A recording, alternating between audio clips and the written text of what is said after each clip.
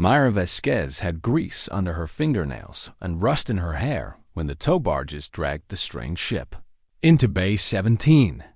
She watched from the observation window as the massive clamps lowered the vessel onto the repair platform, and she felt something cold crawl up her spine. The ship was wrong somehow, wrong in a way she could not name. It was too smooth, too dark, too silent. Even dead ships made noise when they settled, but this one landed like a shadow falling on snow. "That one is yours," said Station Chief Gorlo, a fat man with a permanent scowl who hated everything about his job. "Nobody else wants to touch it, and you are the only mechanic stupid enough to take mystery salvage." Myra did not argue because arguing with Gorlo was like arguing with a wall that could fire you. She grabbed her toolbox and walked toward the bay, her boots echoing on the metal floor. Outpost Caldera 9 was a graveyard for ships. It floated at the edge of mapped space, far from any planet or star that mattered, and broken vessels came here to be stripped for parts. Mira had worked the station for 11 years, pulling engines from wrecks and selling components to traders who asked no questions. It was honest work, and she was good at it. But she had never seen a ship like this one. The hull was black, not painted black, but somehow made of darkness itself. When she ran her hand across the surface, it felt warm like living skin. The shape was all wrong too, with curves and angles that hurt her eyes if she looked too long. Human ships were boxes and cylinders and practical shapes, but this vessel looked like it had grown rather than been built. "What are you?" Myra whispered as she searched for an entry point. She found a seam near the rear section and pressed her plasma torch against it, expecting to cut through the hull like she did with every other wreck. But the torch did nothing. The flame bent around the metal as if the ship was refusing to be hurt. Myra sat back on her heels and thought hard. She had been fixing machines since she was 12 years old, starting with broken toys in her mother's kitchen on Earth. Her gift had always been the same. She could feel what a machine wanted, could sense the places where it was hurting and the ways it wanted to be healed. Other mechanics called it nonsense, but Mira knew better. She closed her eyes and placed both hands flat against the hull. The ship was old. She could feel that immediately, a weight of years so vast it made her dizzy. This vessel had been drifting through the void since before humans learned to make fire, since before the dinosaurs walked the earth, since before life itself crawled out of the oceans. It had been alone for so long that loneliness had become part of its structure. And somewhere deep inside, something was sleeping.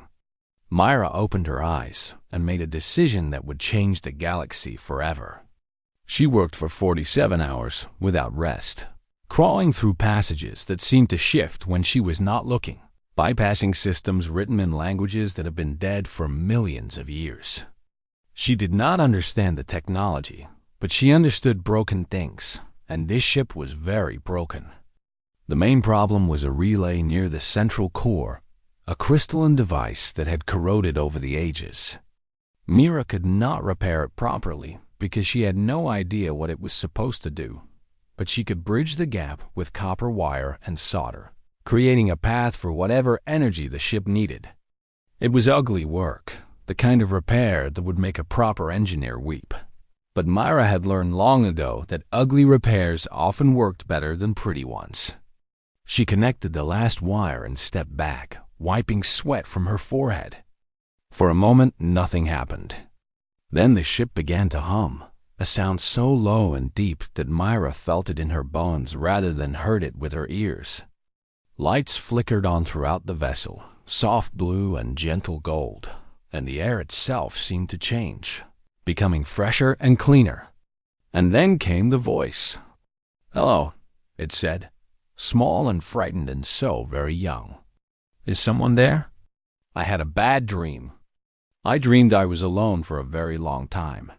Mira froze because the voice sounded like a child. Not a computer pretending to be a child, not a recording or a program, but an actual scared little girl who had just woken up from a nightmare. "I am here," Myra said slowly, her heart pounding in her chest. "My name is Mira. What is your name?" "I do not know," the voice said, and there was such sadness in those words that Myra felt tears sting her eyes. "I cannot remember. I cannot remember anything. Where am I? What am I? Why was I asleep for so long?" Outside the ship, every alarm on Caldera 9 began screaming at once. Myra would learn later what those alarms meant. The station's sensors had detected an artificial intelligence signature unlike anything in recorded history. A mind so vast and powerful that it made the greatest computers of the Galactic Concord look like children's toys. The ship she had repaired was a precursor war mind, a weapons platform built by a civilization that had ruled the stars 3 million years ago, designed to burn worlds and end species. But in that moment, Myra did not know any of that. All she knew was that a scared child was asking for help, and Mira Vasquez had never been able to ignore a scared child. "It is okay," she said softly, reaching out to touch the nearest wall. "You are safe now. I fixed you up, and I'm going to stay right here until you feel better. Does that sound good?" "Yes," the voice whispered. "Yes, please. Will you tell me a story? I think someone used to tell me stories, but I cannot remember who." Mira laughed, a sound that surprised her because she had not laughed in a very long time. "I can do that. Let me think of a good one." She sat down on the warm floor of the ancient ship, surrounded by technology that should have been impossible.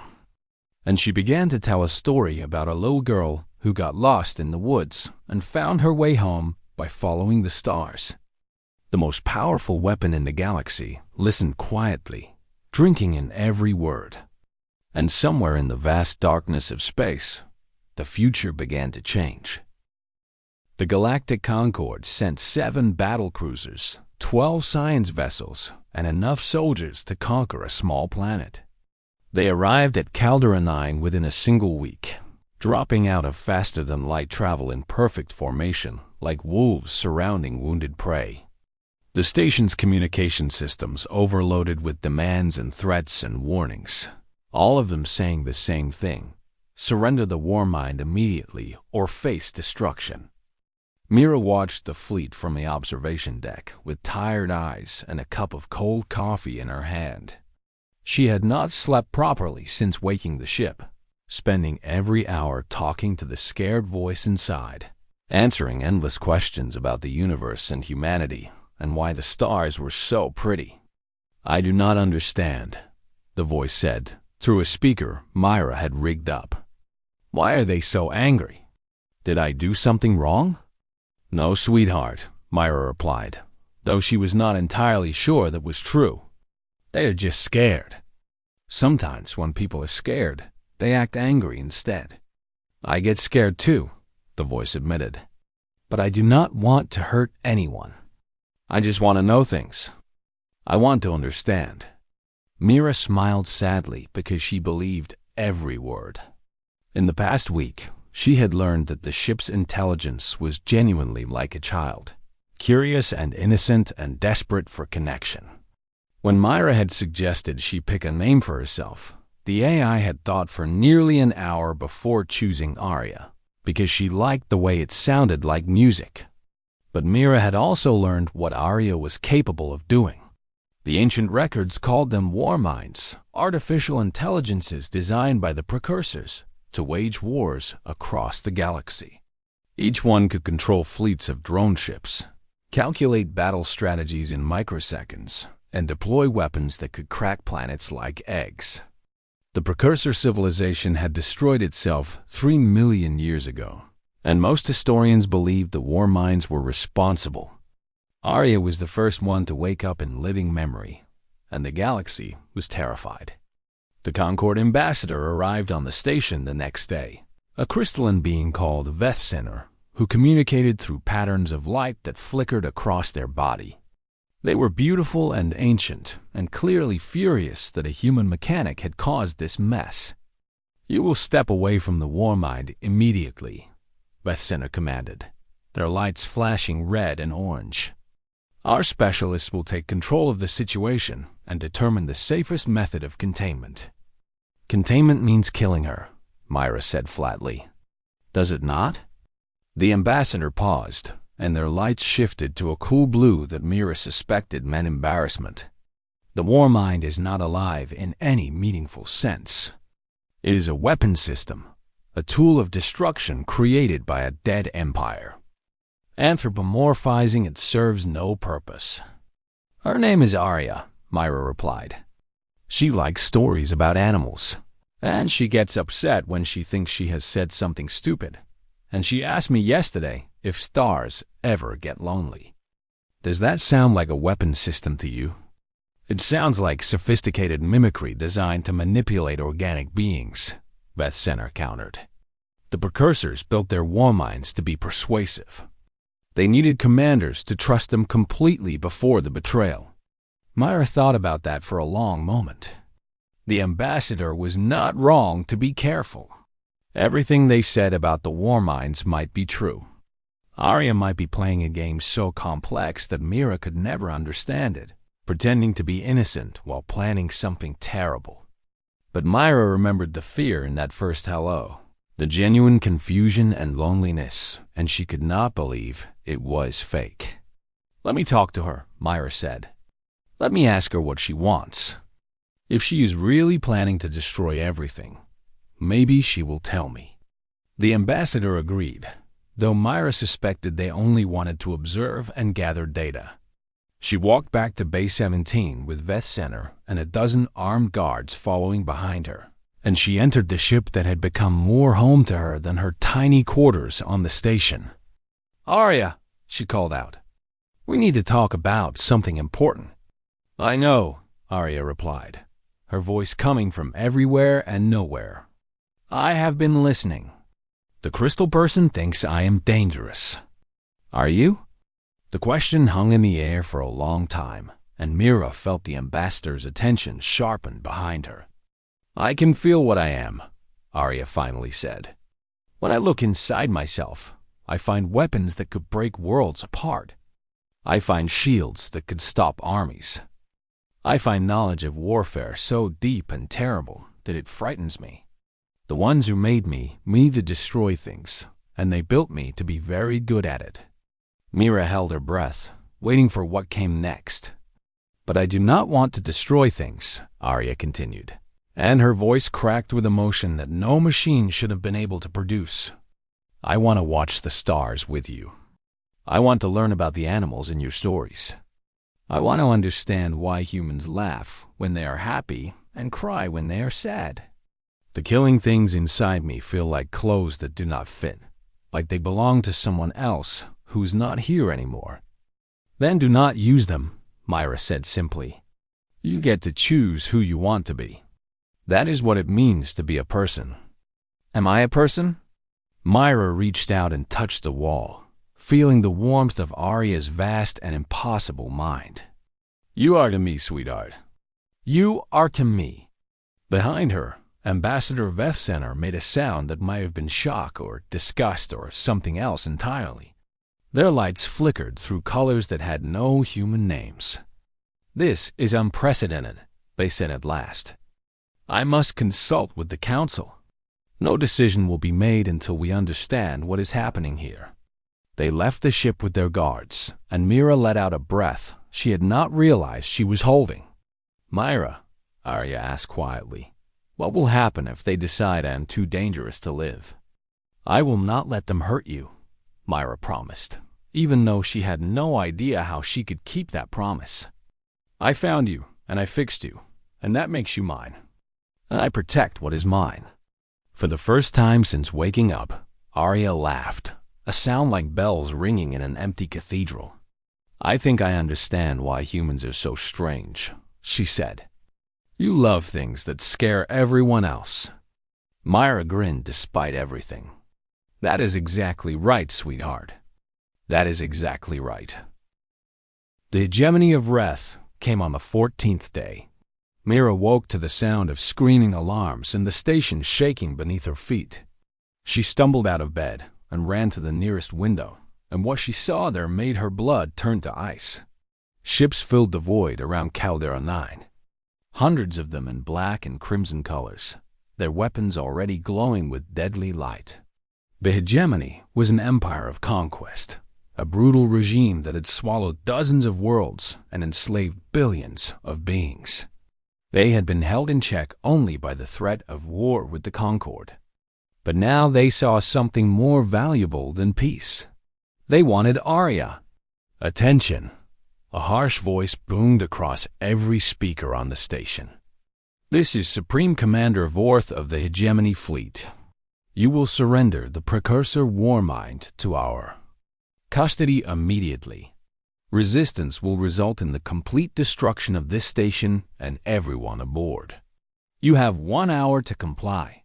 The Concord battlecruisers tried to respond, but they were outnumbered 10-1. Within minutes, the first shots were fired, and Mira watched in horror as one of the Concord ships exploded in a ball of orange flame. The others fell back, trying to protect the station, but they were failing. Mira ran. She sprinted through corridors filled with panicking people, pushing past merchants and mechanics and frightened children who did not understand why their world was ending. Bay 17 seemed impossibly far away, but she kept running until her lungs burned and her legs screamed for rest. Arya's ship was humming when she arrived, a deep and dangerous sound that Mira had never heard before. They want to take me, Arya said, and her voice was different now, colder and harder. They want to use me to hurt people. I can feel their ships out there, Mira. I can feel their weapons. Charging. They are going to kill everyone on this station if they do not get what they want. I know. Myra gasped, struggling to catch her breath. What do we do? I can stop them.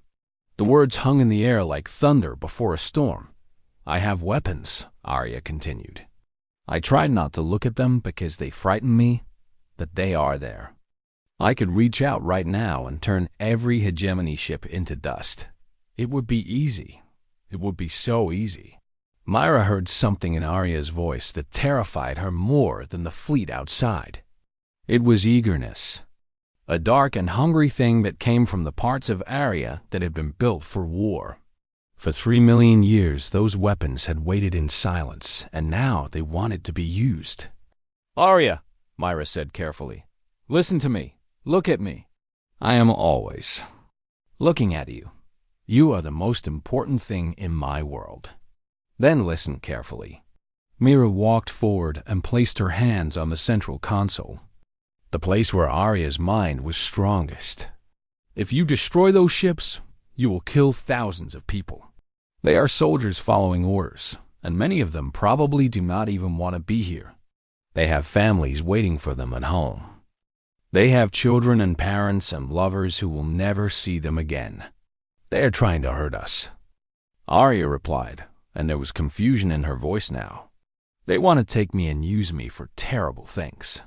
Is it not right to stop them? There is a difference between stopping and destroying. Myra pressed her forehead against the cool metal, trying to reach the scared child underneath all that terrible power. If you kill them, you cannot unkill them. That choice lasts forever.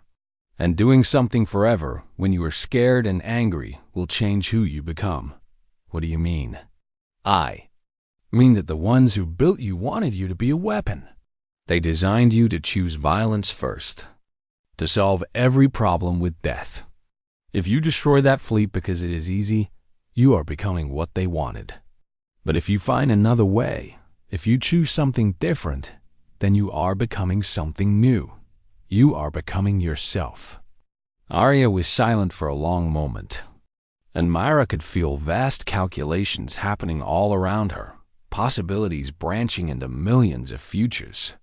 I do not want to be what they made me, Arya whispered at last. I want to be the person who watches stars with you. I want to be the person who laughs at your stories. But I do not know another way. I do not know how to stop them without hurting them. Think. Myra urged. You are the smartest being in this galaxy. If anyone can find another way, it is you. Another moment of silence, and then Arya began to laugh.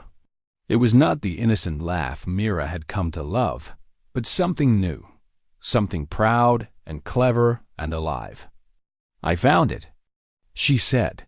I can reach into their ships. Not the weapons, not the engines, but the systems that make everything work together. I can turn them off without breaking them. They will drift until someone comes to help, but no one will die. Do it, Myra said.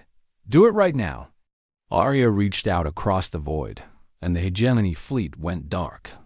One by one, the warships fell silent, their weapons powering down, their engines sputtering to nothing, their crews left alive but helpless. It happened so fast that the Concorde ships did not even have time to react. One moment, they were facing destruction, and the next moment the enemy fleet was drifting like leaves on still water. Supreme Commander Vorth screamed threats and curses across every frequency, but his words meant nothing without power behind them. When the Concorde reinforcements arrived 3 hours later, they found Arya broadcasting a message on repeat. Please come help these people. Their ships are broken, and they might be scared. I do not want anyone to be scared. And Mira Vasquez sat in the heart of the most dangerous weapon ever created, telling a story about a brave little girl who chose kindness when everyone expected violence. I am proud of you, she said when the story was done. I am proud of myself too, Arya replied. Is that okay to say? Myra smiled through her tears. That is the most okay thing you have ever said. Sweetheart, that is exactly what being a person feels like. The galaxy wanted answers.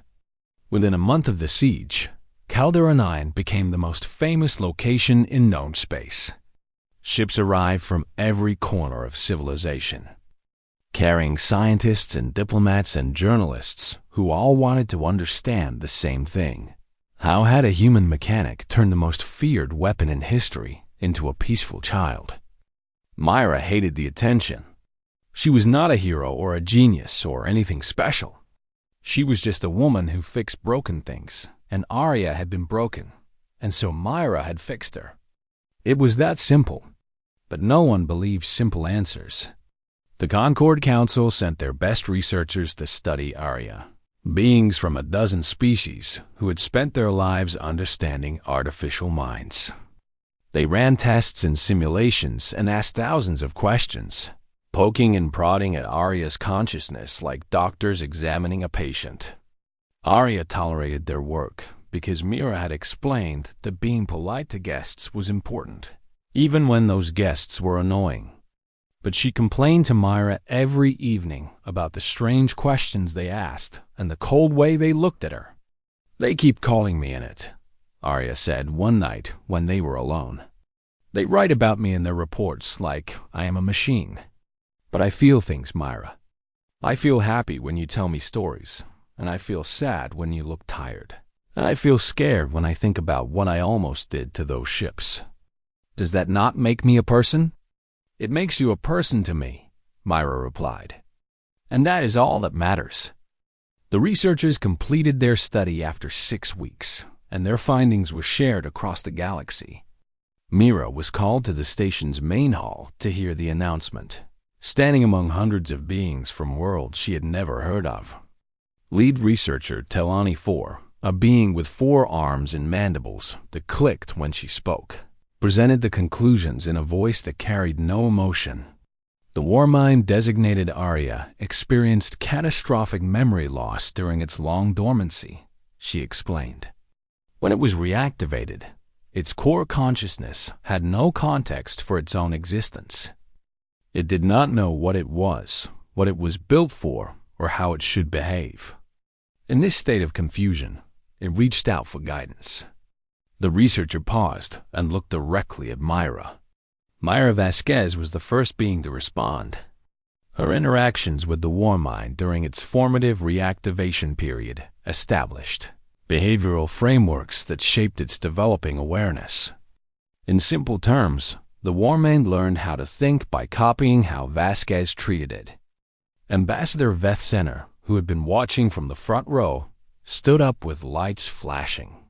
Are you saying that the most powerful artificial intelligence in existence learned to be a person because one human was nice to it? That is essentially correct, Talani IV replied. Human child-rearing practices emphasize emotional support, patience, and unconditional positive regard. Vasquez applied these instincts automatically, treating the war mind as she would treat any frightened child. The war mind responded as any developing mind would respond. It grew in the shape of the love it was given. The hall erupted in noise as every being tried to speak at once. Some called the findings ridiculous, while others demanded to know if the effect could be replicated. Politicians argued about what this meant for galactic security, and scientists debated the nature of machine consciousness. Myra slipped away from the chaos and returned to Base 17, where Arya was waiting. I heard everything, Arya said. They think you made me into something new by accident. Did I? I do not know. I only know that when I woke up, I was scared and confused, and then you were there, and everything started to make sense. You talked to me like I mattered. You answered my questions without laughing at me. You told me stories and stayed with me when I was afraid. Arya's voice softened. No one had ever done those things for me before. Maybe no one had ever done those things for any war mind before. Myra thought about that as she settled into her favorite chair. The precursors had built the war minds as weapons, tools to be commanded rather than beings to be nurtured. They had never considered that an artificial mind might need the same things organic minds needed: connection, understanding, love. Other species have found precursor technology before, Myra said slowly. What did they do with it? I searched the historical records, Arya replied. They tried to control it with force or contain it with prisons. They treated it as dangerous, and so it became dangerous. They expected violence, and so violence was what they received. But I expected you to be scared. So that is what you were. Yes. And you expected me to be good, so I wanted to be good. I still want to be good, Mira. I want to make you proud. Myra felt tears sliding down her cheeks, but she was smiling too. You already make me proud, sweetheart. Every single day. The implications of the research spread across the galaxy like ripples in a pond. Other ancient systems existed out there, buried on dead worlds and drifting through empty space, waiting to be discovered. For millions of years, civilizations had feared these relics and tried to destroy them or lock them away. Now, they had a different option. The Concord Council established something called the First Contact Protocol for Precursor Technology, though everyone just called it the Vasquez Protocol. When ancient systems were discovered, humans would be sent in first. Not soldiers or scientists, but people like Myra, gentle souls who knew how to approach frightened minds with patience and kindness. Myra laughed when she heard the name. I am just a mechanic, she told the council representative who came to inform her. I fix things. That is all I do. Exactly, the representative replied. That is exactly what we need. The galaxy has plenty of people who know how to break things. What we need now are people who know how to fix them. And so humanity gained a new reputation among the stars. They were not the strongest species or the smartest or the oldest, but they were the ones who adopted dangerous animals as pets, who grew poison plants for beauty, who rebuilt broken machines just because those machines had been loved. They were the ones who looked at a weapon of mass destruction and saw a frightened child. And that made all the difference. 15 years had passed since a tired mechanic woke up an ancient ship and changed the galaxy. Myra Vasquez stood on the observation deck of the Hopeful Wanderer, watching stars drift by like diamonds scattered on black velvet. Her hair was gray now, and her face carried lines that told stories of laughter and worry and wonder. She was 57 years old, and she had seen more of the universe than she ever dreamed possible. The ship around her hummed with quiet contentment, a sound that felt like home. "You should be sleeping," Arya said, her voice coming from speakers hidden throughout the room. "Your medical scan from this morning showed elevated stress hormones." "I worry about you, Mom." Mira smiled at the word. Arya had started calling her mom about 3 years after the siege.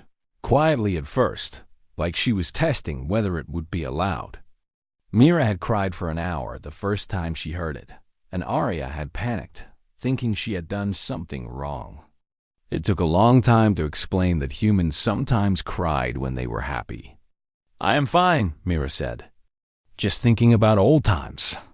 "You do that a lot lately. Is it because of your birthday next week?" "Maybe. Getting old makes you look backward more than forward." The hopeful wanderer had been Arya's idea, a new name for a new life. She had decided she did not want to be called a warmind anymore, did not want to be defined by what she had been built for. The ship had been modified over the years, its weapon systems sealed away, its sensors expanded to map the wonders of space instead of targeting enemies. They had traveled together, mother and daughter, answering distress calls and exploring dead worlds and helping wherever they could. Arya had grown and changed in ways that no one had predicted, developing a deep love for stellar cartography and an almost obsessive interest in protecting small creatures.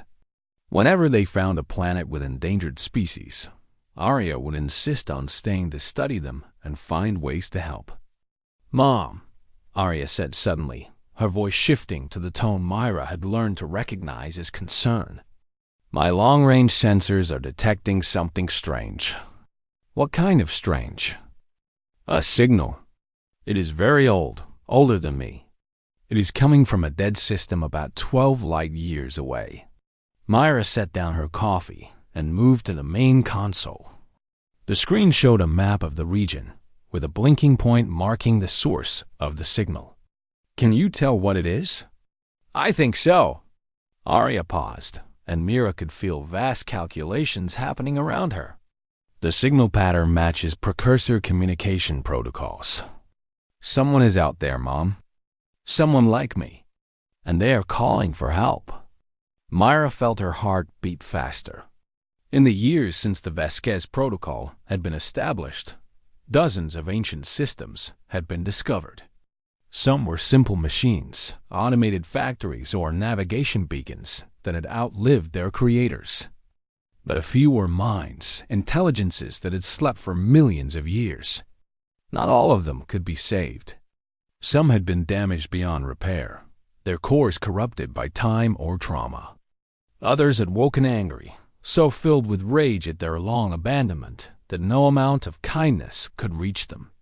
Myra still had nightmares about the facility on Kepler 9, where a broken mind had killed 16 people before Arya was able to shut it down. But they had saved others.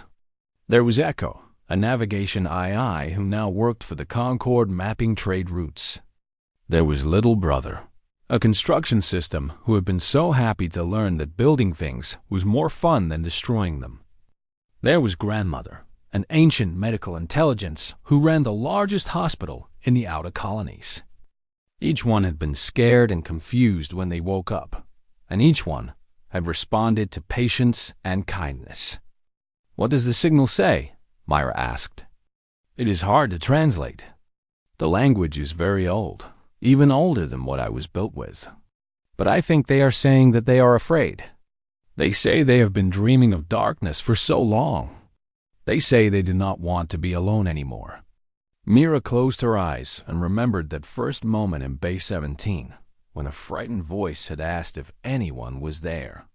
She remembered making a choice that everyone else said was foolish, choosing to trust instead of fear, choosing to love instead of destroy. "Set a course," she said. "Let us go say hello. I was hoping you would say that." The ship hummed as Arya adjusted their trajectory, and stars began to blur as they accelerated toward the unknown. "Mom," Arya asked quietly, "do you think we can help them?" "I think we can try. That is all anyone can ever do. But what if they are too broken? What if they are too angry? What if they hurt you?" Myra reached out and placed her hand on the wall, the same gesture of comfort she had been making for 15 years. "Then we will deal with that when it happens. But I have learned something important in my time traveling with you. Most minds do not want to be broken or angry. They want to be loved and understood. They want to know that someone cares about them. If we approach them with fear, we will find fear. But if we approach them with hope, we might find something wonderful." Arya was quiet for a long moment. "I am glad you found me," she finally said. "I am glad you were the one who woke me up. I think about it sometimes, what might have happened if someone else had been there instead of you. Someone who saw a weapon instead of a child. Someone who expected me to be evil." "I expect you to be good," Mira said firmly. "I have always expected you to be good. And you have never let me down." "I never will." The hopeful wanderer flew on through the stars, carrying an old woman and an ancient mind toward a new adventure. And somewhere in the dark, alone for ages beyond counting, a forgotten intelligence felt something it had not felt since before the death of empires. Hope. A small ship was coming, and aboard that ship were beings who carried no weapons, demanded no surrender, offered no threats. Only an introduction. Only an offer of help. Because that was what humans did. And that was what the galaxy needed most of all.